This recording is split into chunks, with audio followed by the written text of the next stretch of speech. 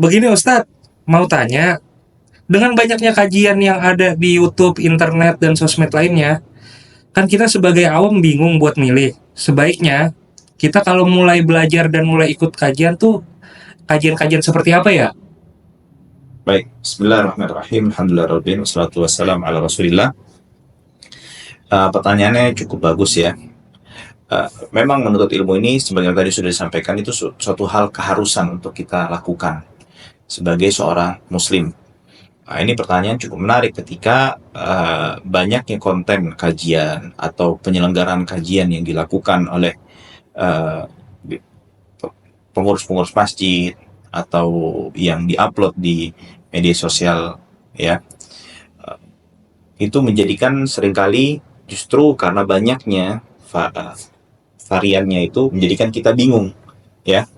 Nah, baiknya memulai dari seperti apa, Ustaz? Ya, yang jelas yang kita harus mulai itu dalam hal menuntut ilmu itu yang membahas perkara-perkara yang memang kita butuhkan di dalam keseharian kita, di dalam keseharian, dan yang membahas juga mengenai pondasi agama kita, ya.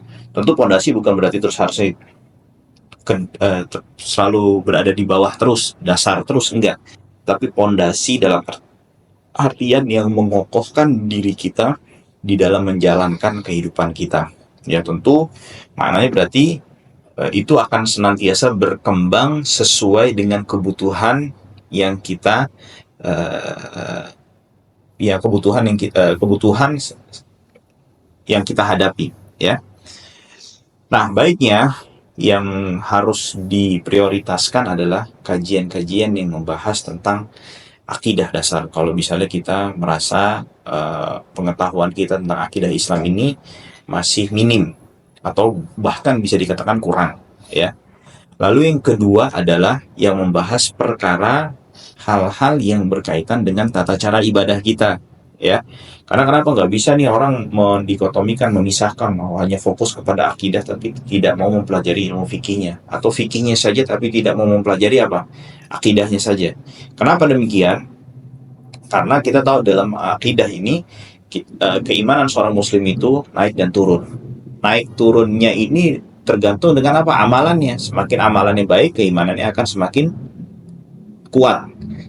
Semakin amalannya kurang baik, semakin buruk, justru akan berdampak kepada keimanannya juga akan semakin berkurang. Nah, artinya kebaikan dan keburukan amal seseorang ini bisa dinilai juga dengan apa? Bukan hanya sekedar menjalani amalan kebaikan saja, tetapi dia menjalaninya dengan benar-benar sempurna, benar-benar sesuai dengan aturannya. Dia mengetahui detail seluk-beluk dari amalan yang dia sedang kerjakan. Semakin dia memperhatikan detail-detailnya, semakin sempurna keimanannya. Semakin dia tidak memperhatikan, itu juga akan apa? Menjadikan keimanan ini juga akan berkurang. Nah, begitu juga dengan masalah orang cuma fikih aja tapi nggak akidah, nggak bisa begitu. Karena kenapa? Seseorang akan sia-sia tatkala dia sudah beramal susah payah, ya, mengerahkan segala upayanya, tenaganya untuk beramal, tapi dia nggak memperhatikan akidahnya, justru akidahnya terjatuh ke dalam pemahaman yang dikategorikan sebagai pemahaman menyimpang. Itu akan menjadikan amalan dia itu sia-sia dan tidak bernilai di sisi Allah Subhanahu wa taala. Dia dua, kembali lagi masalah tadi akidah dan juga masalah fikih. Dan yang ketiga adalah masalah bagaimana manajemen hati kita. Ya, karena ini penting, ya. Seseorang itu akan semakin terhubung, akan semakin mudah terhubung kepada Allah Subhanahu wa taala, dan akan semakin merasakan ketenangan di dalam batin dan jiwanya tatkala dia bisa benar-benar menata hati di dalam dirinya, dalam tubuhnya, ya. Dan juga menghilangkan segala hal yang bisa menjangkiti hatinya dari berbagai macam penyakit hati, dan bisa mengotori hatinya dengan kotoran-kotoran yang bisa menutupi dan mengotori jiwa dan hatinya. Jadi intinya kembali lagi, yang paling penting untuk kita pelajari, ya, untuk diprioritaskan tiga hal tersebut, yaitu masalah yang berkaitan dengan akidah kita, dan yang kedua berkaitan dengan ibadah, Ya, sebetulnya yang kedua ini juga bukan hanya ibadah saja, tapi bisa kita bagi sebagai seorang pedagang juga harus belajar bagaimana transaksi yang baik, ya, agar kita tidak melakukan transaksi yang diharamkan dan tidak diperbolehkan di dalam agama dan juga syariat. Dan yang ketiga, bagaimana menata hati kita agar senantiasa bisa terhubung kepada Allah Subhanahu wa taala. Wallahu a'lam bishawab. Ya, makanya di antara kajian atau pembahasan atau buku yang membahas ke semua hal tersebut itu ada dalam kitab Bidayatul Hidayah. Maka kita bahas tuh kitab Bidayatul Hidayah ini agar apa? Agar seorang muslim bisa mendapatkan sesuatu yang dia harus pelajari dalam satu buku dan dalam satu kitab, ya. Dan ini buku benar-benar menjadi sebuah permulaan jalan kita mendapatkan hidayahnya Allah Subhanahu wa taala. Hadis dhaif, Pan. Ini orang sekarang banyak masyarakat awam tuh punya pandangan atau pemahaman kalau hadis dhaif itu sama dengan bukan hadis. Iya kan? Nih, hadis dhaif itu sama aja kayak hadis palsu. Enggak kayak gitu pemahamannya. Hadis dhaif itu adalah hadis yang prosentase bahwasannya itu benar valid dari Rasulullah SAW itu lemah.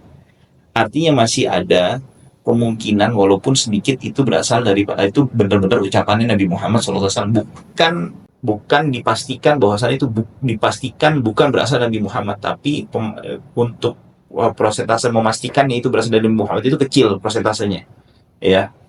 Berarti kan masih ada kemungkinan, ya kan, itu Nabi Muhammad SAW mengucapkannya. Oke, itu pertama yang harus dipahami seperti itu.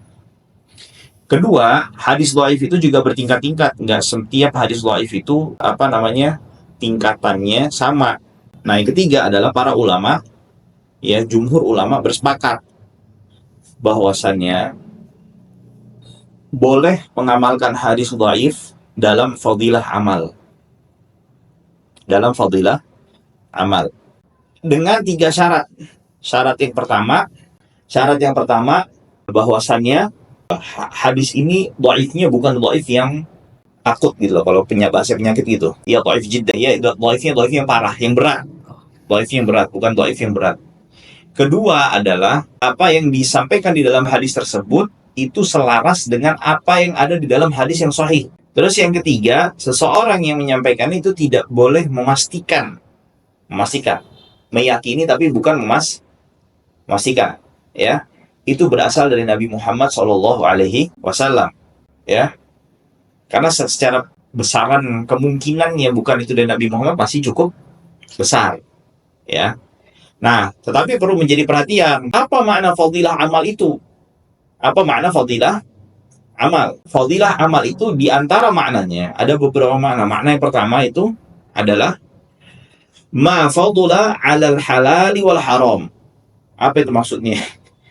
Jadi selama hadis tersebut tidak menjelaskan sesuatu hal, tidak menunjukkan akan menghalalkan sesuatu yang haram atau mengharamkan sesuatu yang halal, maka dia bisa dipakai untuk menjadi sebuah sandaran dan dalil, alasan, argumentasi. Maka itu Imam Ahmad bin Hanbal mengatakan apa? Jika hadis tersebut berbicara tentang halal haram, amsakna, kita benar-benar ketatkan, ya, kriteria untuk menerimanya atau tidaknya. Bila hadis tersebut tentang fadilah, maka kita lepaskan. Arti lepaskan di sini apa ya? Dilonggarkan. Nah, maka itu kita dapetin fuqaha sebelum situ dulu. Maka itu halal haram berarti ditunjukkan dalam hukum syar'i, kan hukum syar'i ada 5 kan? Wajib, sunnah, mubah, makruh, haram. Nah, berarti yang halal haram ini berkaitannya dengan apa? Dengan wajib, dengan haram. Berarti masih ada berapa yang tersisa? Ada 3 kan? Nah, maka setiap yang menunjukkan akan kesunahan sesuatu, akan menunjukkan akan kemakruhan sesuatu, atau mubahnya sesuatu itu bisa menjadi, bisa berpatokan dengan hadis yang sifatnya atau kriterianya hadisnya dhaif. Maka itu nanti kalau baca kitab-kitab fuqaha itu jangan aneh. Kok pakai hadis dhaif, kenapa? Ini bukan hadis dhaif itu. Enggak. Karena tadi kembali lagi, dia tidak menunjukkan akan sesuatu hal yang diharamkan atau sesuatu hal yang, atau menunjukkan akan penghalalan sesuatu, atau menunjukkan akan kewajiban sesuatu, atau menunjukkan akan keharaman sesuatu. Begitu, Pak. Wallahu a'lam bishawab. Jadi berarti kalau ada hadis doif itu nggak bisa kita ngambil pendapat ustaz tertentu aja ya. Berarti kita harus ngambil ulama, buku-buku pendapat ulama-ulama mazhab yang memakai hadis doif sebagai fadilah gitu ya Ustaz ya. Oke, jadi gini, ada beda lagi begini. Pertama, mengklasifikasikan hadis ini masuk kategorinya sahih, dhaif, maudhu atau yang lainnya, dan juga melihat hadis ini bisa untuk menjadi hujjah atau tidak, itu dua hal yang berbeda. Ini tugas pertama, ini adalah tugasnya ahli hadis. Tugas yang kedua, dalam melihat hadis ini bisa untuk menjadi hujjah atau tidak, bisa dipakai untuk menjadi sebuah dalil atau tidak, itu bukan tugasnya orang ahli hadis, tapi tugasnya para fuqaha. Pendekatannya, gampangnya analoginya, ya, kayak itu nih, misalnya seorang dokter, ahli hadis itu seperti apoteker, ya, yang mengeksekusinya adalah dokternya, yang menentukan ini begini-begini itu siapa dokternya. Itu jadi fuqaha itu adalah dokter. Ahli hadis itu apa? Apoteker. Jadi begitu.